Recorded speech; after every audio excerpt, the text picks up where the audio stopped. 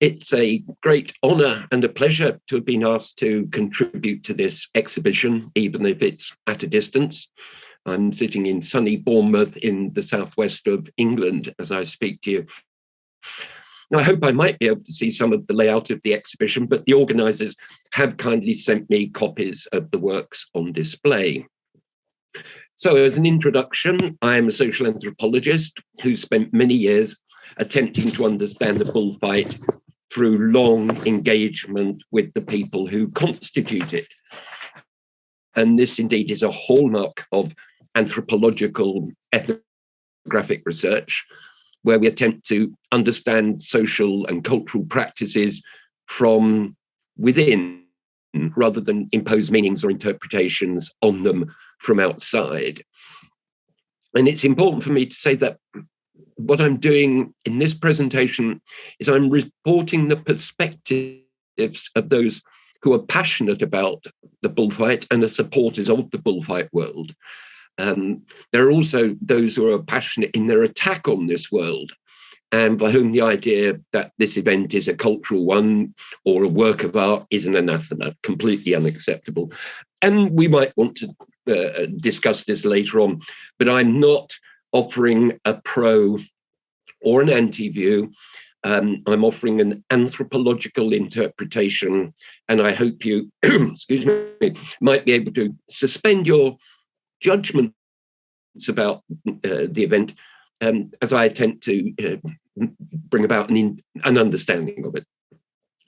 Now, the points I'd like to make about the bullfight as art are not from the perspectives of an art historian or an art critic. I'm neither, nor will I be discussing any of Picasso's works directly. My interest as an anthropologist is how the bullfight is perceived as a work of art by those who create it, perform, observe, comment, and write about it. So, as it were, a work of art before Picasso's works of art. And I'll come back to that right at the end.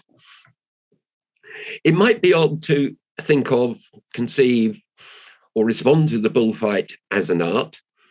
And I think an initial problem here, major issue, is how the event is named in English. It is bullfight and bullfighting. And I'm going to use those terms, even though these give an entirely misleading orientation as to what it consists of. So in Spanish, again, excuse me, the event is named Corrida de Toros, literally running of bulls. So from the insider's perspective, there is no notion of a physical fight between man and bull. There is certainly a struggle, but as I will try to explain later, there shouldn't be a violent, aggressive, brawling, physical encounter. And it's interesting that when bullfights are reported on in newspapers, they do not appear on the sports pages. They appear in the culture section. So let me begin with the bull, which is, as it were, the raw material out of which the art is created. As I've said, the event has the bull in its name, Corrida de Toros. It takes place in a plaza de toros, a place of bulls. The main performer is the matador de toros, killer of bulls. And his team are toreros. You can see toro in there. It's a very difficult term to find a satisfactory English translation for, but ugly though it is, I suppose literally it is those who bull.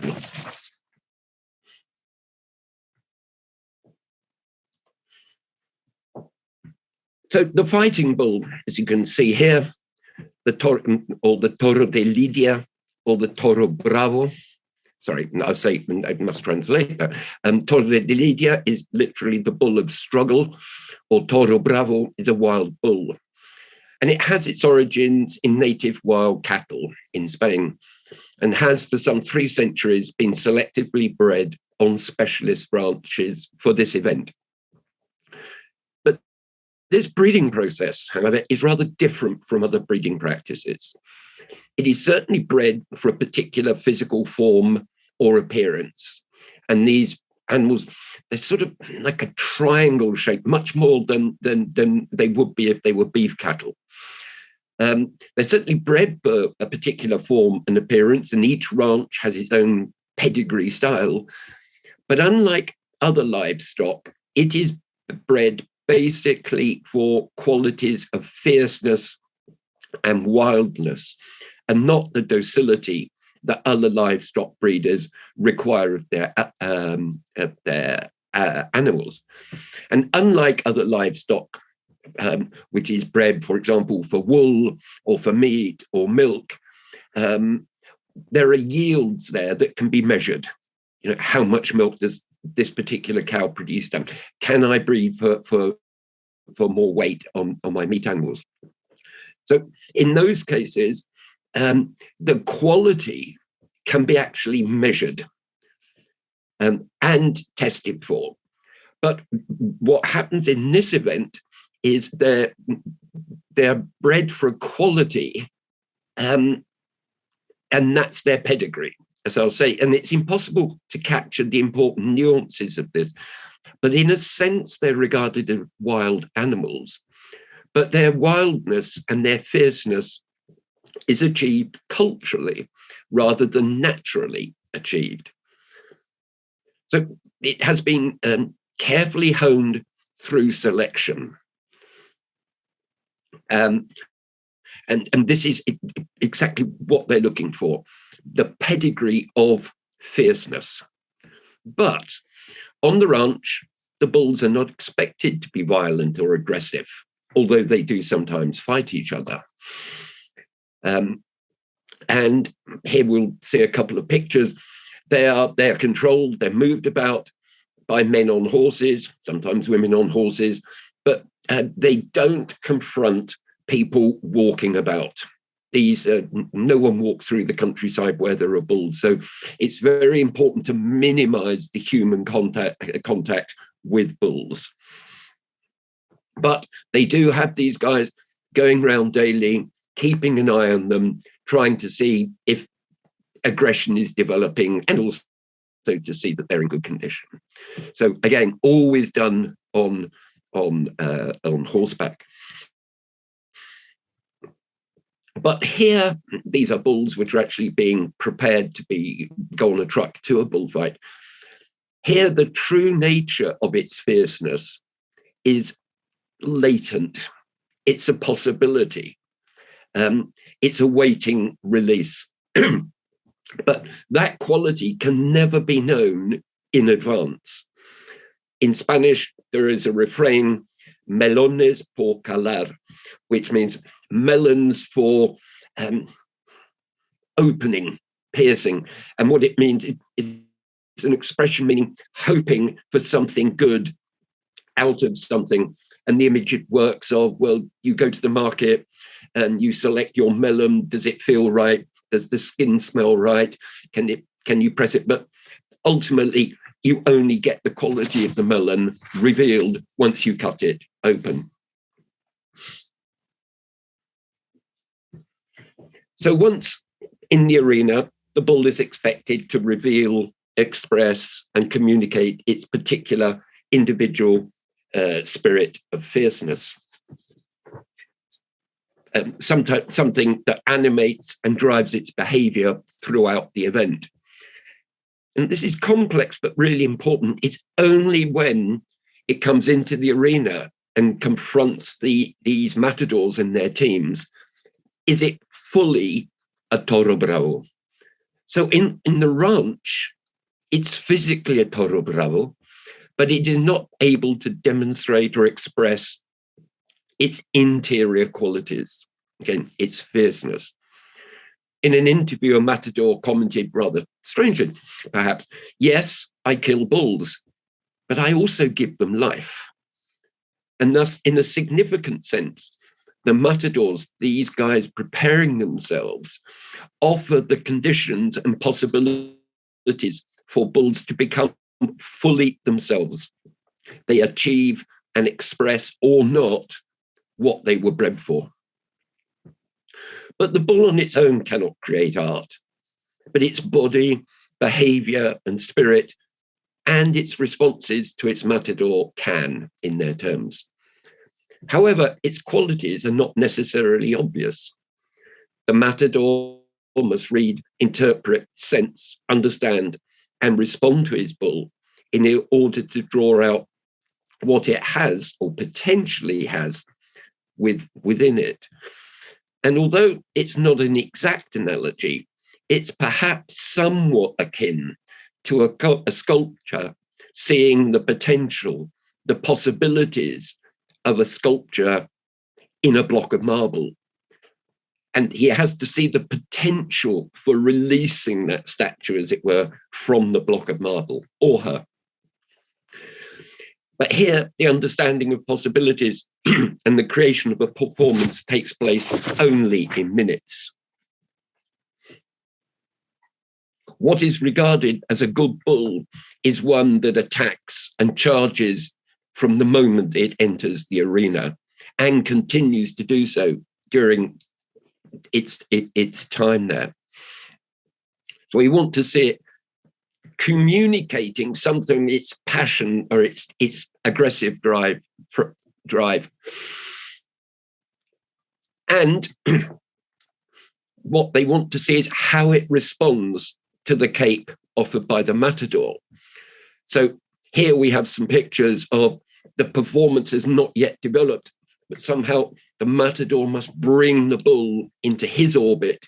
He doesn't want to be racing around the arena trying to get into the bull's orbit. And as I'll say, one of the important things is he should be in control. He should say, bull, I want you here. I'm not going to wander over to where you want to be. So the good bull expresses itself through its body and behavior, and this is responded to by the matador. And I've used the word respond a couple of times here, and I think it's important to, this is an important term to unpick a little in this context, because I think it is at the heart of the performance.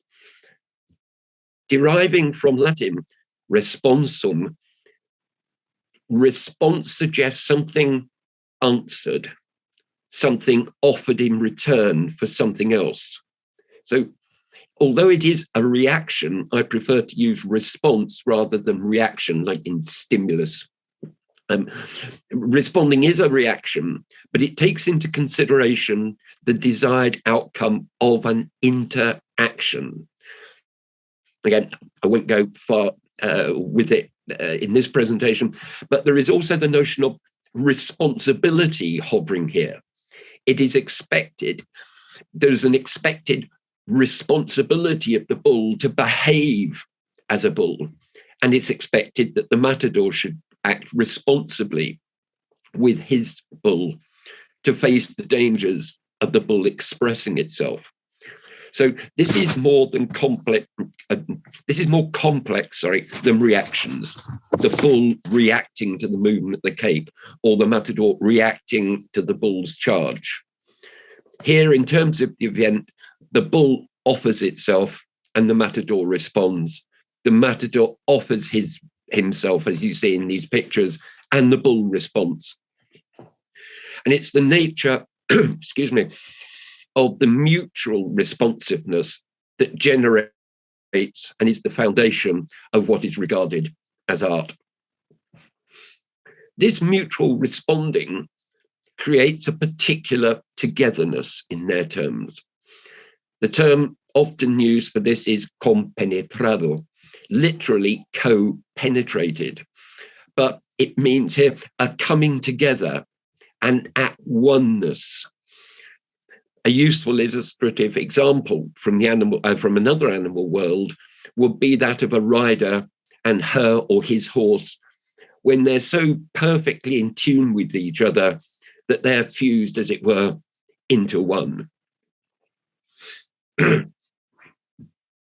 So here we have the beginning of the coming together. The matador saying, come to me, I'm here, I'm ready, and I'm waiting.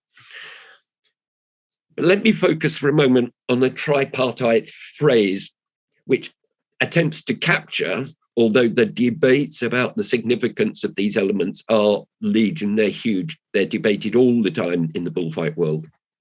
So a phrase that sets out the requirements of and the essence of the ideal nature of this coming together. The phrase comes from Domingo Ortega, a highly acclaimed and venerated matador from the early 20th century. And the phrase is this: parar, templar, mandar. And I'll go through them. Parar is to slow the velocity of the charge with the cape. Templar is to tune or modulate the charge once the bull's close. And mandar is to order or command. So the matador is still, as you see here, but not rigid. The bull charges, and I'll come on to show, he floats the cape just in front of its face, bringing the bull closely around his body, and then directs it again away out of the pass. So the matador doesn't reduce the charge or the attack, but he smooths it from something brusque and jerky. He shapes it so that the bull and the cape flow around his body. An attacking animal, a cape, and the body of a man are fused in their terms into a thing of beauty. Gregorio Corrochano, a great bullfighter commentator, put it this way about templar. This is tuning or modulating. Quote, one tunes the strings of a guitar to search out the harmony. One tunes in bullfighting. That is, one seeks the harmony of the movement of the attacking bull and the movement of the man who is performing it. In order to torear, perform, temple is fundamental. It is essential. So a bodily harmony, the two, man and animal, mutually attuned.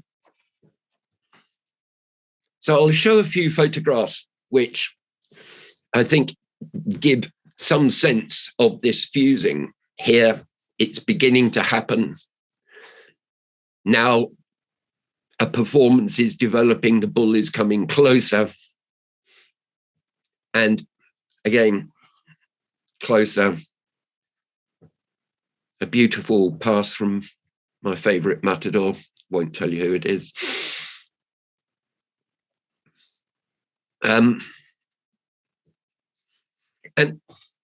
But it's more complex than this.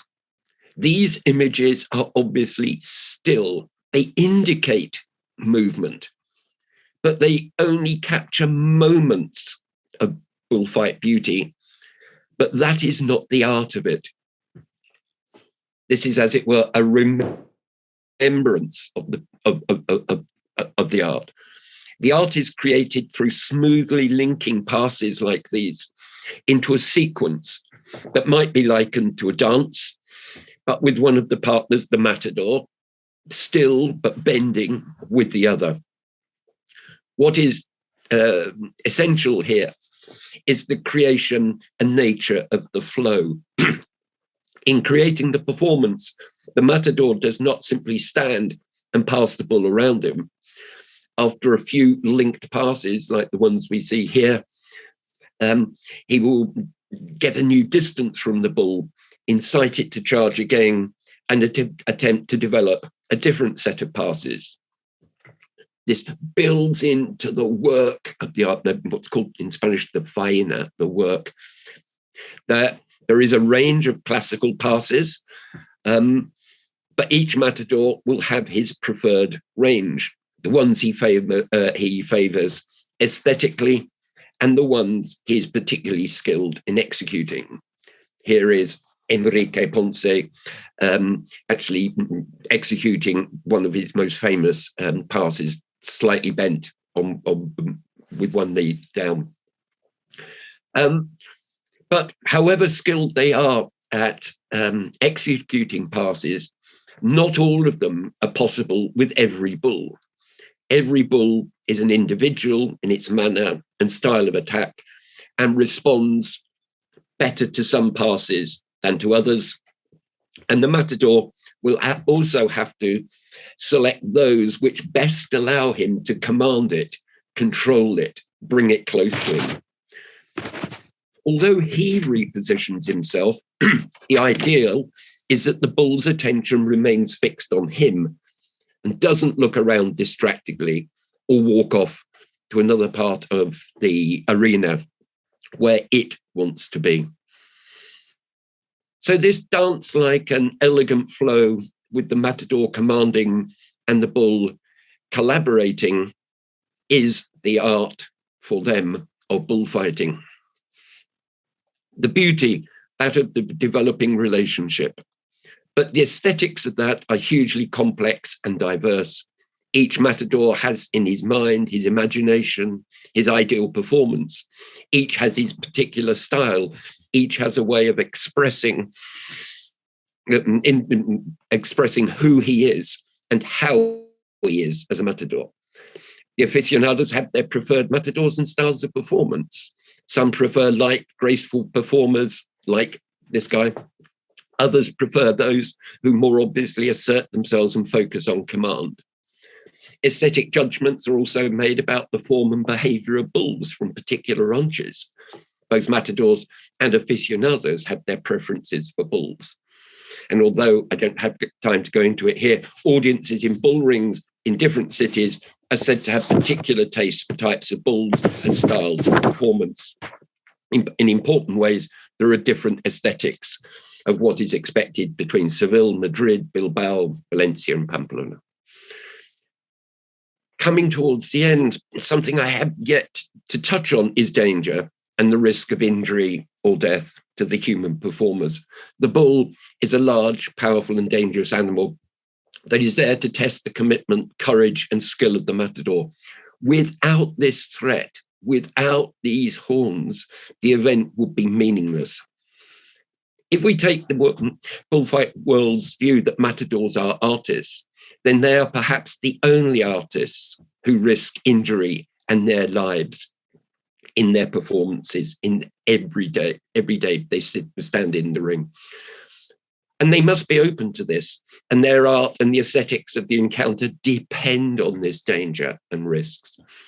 All matadors must be courageous, that's taken for granted, but some base their performances on demonstrating, emphasizing the risks they're taking. Others, through their styles of command, do not draw attention to the risk. Matadors often speak about forgetting their bodies or the risk to their bodies as they immerse themselves in the performance and their developing relationship with the bull. Hemingway's phrase, courage is grace under pressure, although not referring specifically to the bullfight, is apt here. The matador should be graceful despite or better with the pressures, mental and physical, of interacting with a deadly partner. In a sense, too, the bull should offer something similar, despite the provocations it's subject to, although nobody would express it in these terms.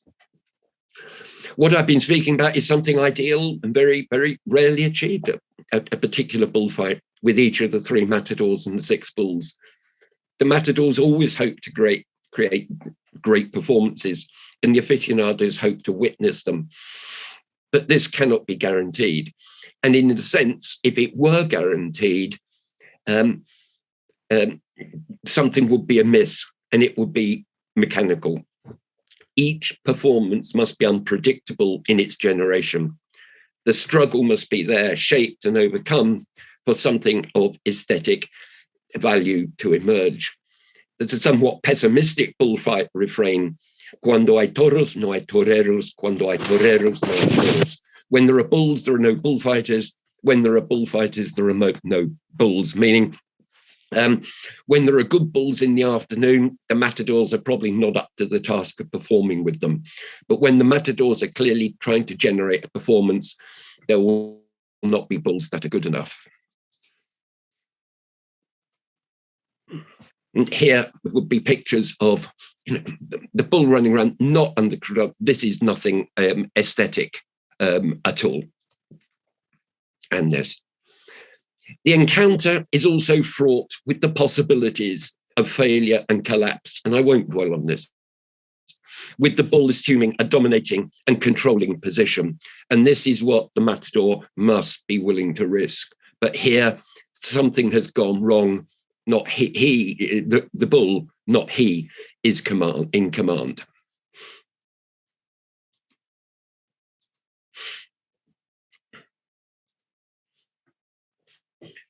So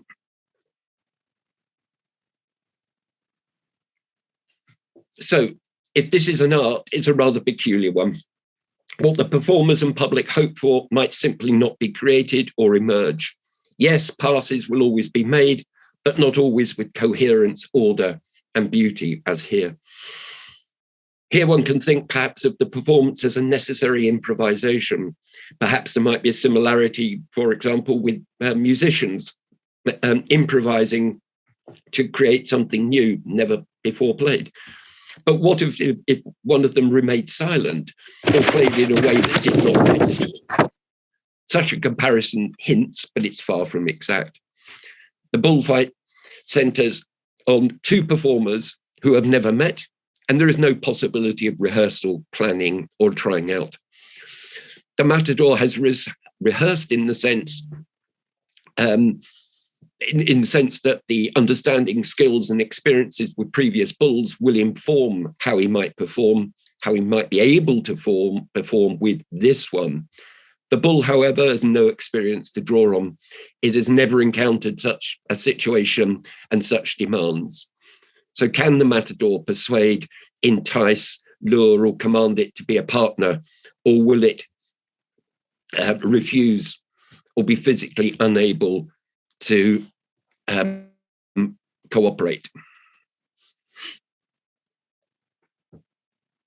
And here, towards the end of performance, the matador is showing how sure he is about the relationship that he has formed.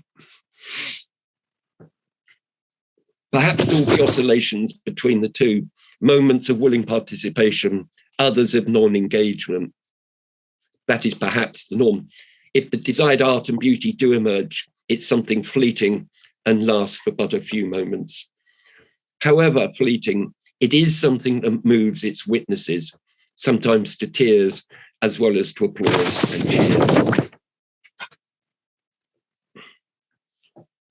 I'm not sure what I might have accomplished with this short piece, but I hope it might help with further contemplation and consideration of what Picasso and his bullfight art might have been responding to.